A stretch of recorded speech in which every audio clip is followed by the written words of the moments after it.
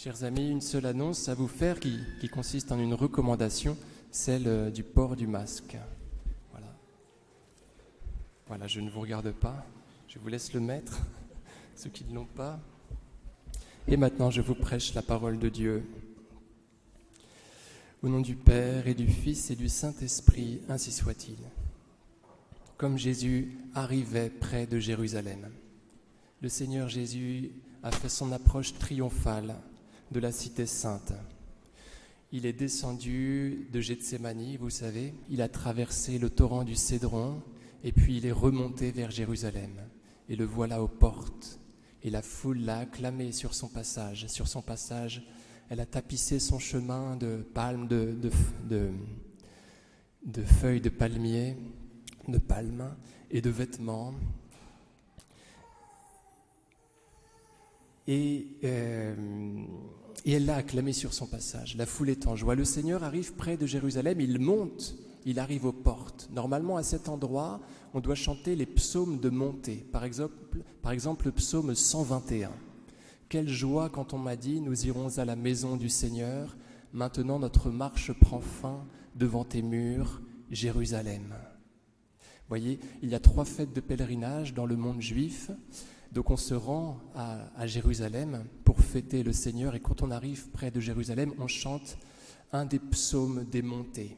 Par exemple, le psaume 121 que je viens de vous citer mais que je vous recite encore. Quelle joie quand on m'a dit, nous irons à la maison du Seigneur, maintenant notre marche prend fin devant tes portes, Jérusalem. Le Seigneur Jésus arrive pour cette fête de pèlerinage qui est la fête de la Pâque et très curieusement, il déroge à ce commandement de réjouissance. Au lieu de se réjouir, au lieu de chanter ce psaume, le Seigneur ne peut s'empêcher de verser un pleur, on pourrait dire un sanglot, un torrent de larmes sur la ville. Cela est très curieux parce qu'à cet endroit précisément, vous voyez, tout près des portes de Jérusalem, normalement, on doit chanter. Ces pleurs du Christ sont d'autant plus étranges que la foule l'a acclamé. Et le Seigneur fut d'accord avec cette joie. Souvenez-vous, les Juifs jaloux lui avaient intimé l'ordre de faire taire la foule. Et le Seigneur leur avait répliqué, « Si j'éteins leur joie, si je les fais taire, les pierres crieront. » Donc le Seigneur voulait que cette joie explose. Il n'avait aucune envie de la contraindre. Et par la bouche de saint Paul, il dira un petit peu plus tard, pleurez avec ceux qui pleurent, réjouissez-vous avec ceux qui sont dans la joie. Donc il est très étrange de voir que le Seigneur, qui vient de passer au travers de ses réjouissances et qui arrive à un endroit où normalement on doit se réjouir, ne peut s'empêcher de verser un pleur. Comment cela se fait-il ? Parce qu'il est un homme, il est Dieu, il est homme et il ne peut pas s'empêcher de pleurer. C'est la 2e fois dans les Écritures, dans les Évangiles, qu'on voit le Seigneur Jésus pleurer. La première fois, c'était au chevet de son ami Lazare.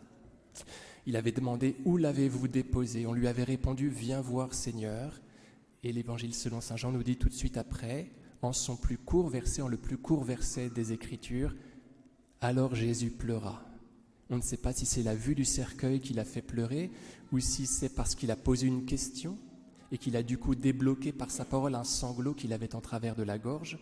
En tout cas, quelle que soit l'interprétation, vous voyez, de la cause des pleurs du Christ, elle est très humaine. Le Seigneur pleure soit parce qu'il voit la bière, soit parce qu'il s'est mis à parler et qu'un sanglot qu'il avait en lui, on a profité pour sortir. On a déjà tous fait cette expérience-là, vous voyez, d'être débordé par notre chagrin. Parfois, il sort au moment où on ne veut pas. Vous voyez donc comme Jésus est infiniment humain. Il va pleurer une 3e fois, alors non pas selon les évangiles, mais selon la lettre aux Hébreux. Hébreux 5, le Christ, au jour de sa vie mortelle, a présenté dans un grand cri et dans les larmes sa prière et sa supplication à Dieu qui pouvait le sauver de la mort. Et parce qu'il s'est soumis en tout, il a été exaucé. Donc c'est la lettre aux Hébreux qui nous fait savoir que le Christ à Gethsémani a bien pleuré, alors que les évangiles ne nous le disent point.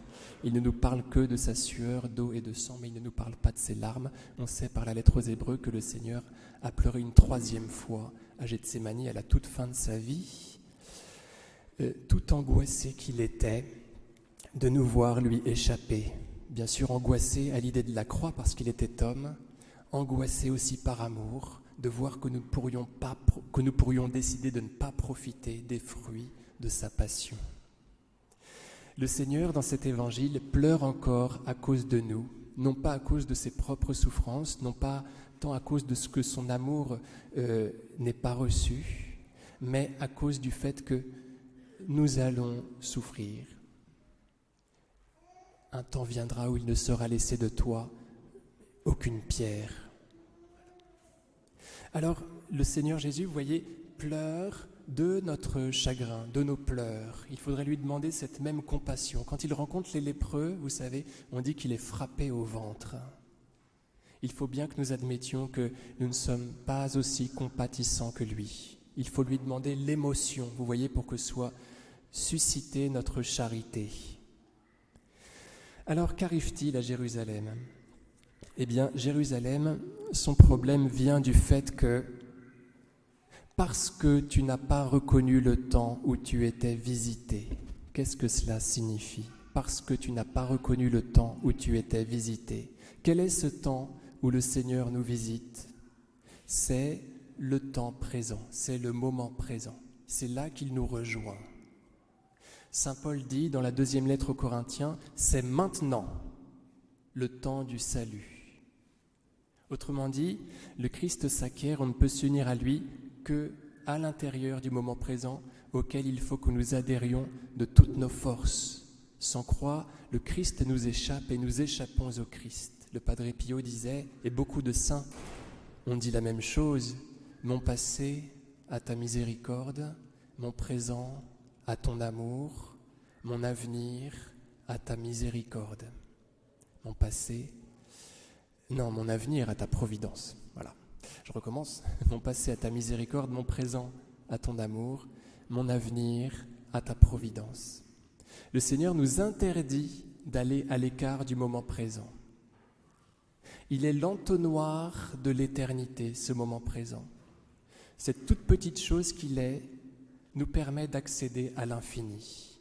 De même que nous avons part à la plénitude de la divinité dans cette toute petite hostie qui se cache au tabernacle.